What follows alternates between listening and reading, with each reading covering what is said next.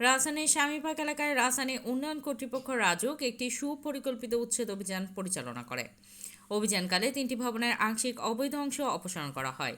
এ সময় ভবন মালিকদের বারবার নোটিশ দেওয়া সত্ত্বেও নোটিশের জবাব না করায় আইনানুগ ব্যবস্থা গ্রহণ করেন রাজধানী উন্নয়ন কর্তৃপক্ষ রাজুক ও মোট 3টি ভবনের থেকে 4টি বৈদ্যুতিক মিটার জব্দ করা হয়।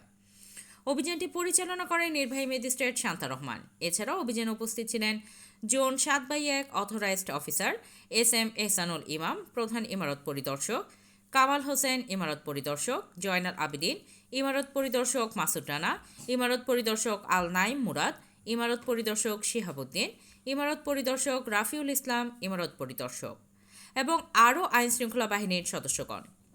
অভিযান চলাকালে সাধারণ মানুষের মাঝে কিছুটা ভোগান্তি দেখা গেলেও সার্বিক নিরাপত্তা নিশ্চিত করা হয়।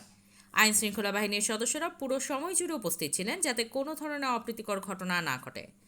অভিযান শেষে রাজুকের পক্ষ থেকে জানানো হয়, ঢাকাকে বাসযোগ্য ও পরিকল্পিত নগরী হিসেবে গড়ে তুলতে এই ধরনের অভিযান চলমান থাকবে। অবৈধ দখলদারদের কোনো প্রকার ছাড় দেওয়া হবে না। রাজুকের ভ্রাম্যমাণ আদালত শিডিউল মোবাইল কোর্টের একটা অংশ। আজকে আমরা স্বামীবাগ এলাকায় আসছি। স্বামীবাগ এলাকায় 3টা ভবনের বিরুদ্ধে ব্যবস্থা নেওয়া হয়েছে।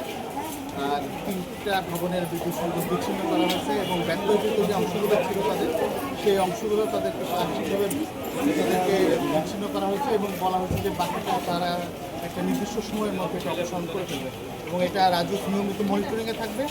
যদি এনারা বাড়তি অংশ আবার ব্যক্তিগত অংশ ওনারা আবার পুনর্নির্মাণ করেন তাহলে তাদের বিরুদ্ধে আইনানুগ ব্যবস্থা গ্রহণ করা হবে এবং নিয়মিত ফৌজদারি মামলা দায়ের